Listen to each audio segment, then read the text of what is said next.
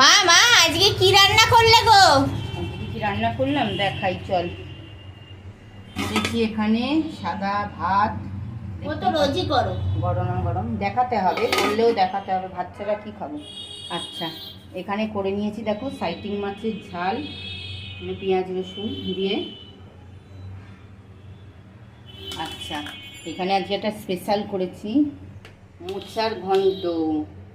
মোচা দিয়ে, বড়ি দিয়ে, নারকোল দিয়ে, ছোলা দিয়ে মোচার ঘন্ট করেছি দেখো। দারুণ টেস্টি লাগে, কিন্তু ছাড়াতে খুব কষ্ট হয়। কি করা যাবে, পেট তো মানবে না, খেতে ইচ্ছে করে। আচ্ছা, এখানে আছে কলমি শাক ভাজা, আর এখানে আছে টমেটোমের চাটনি।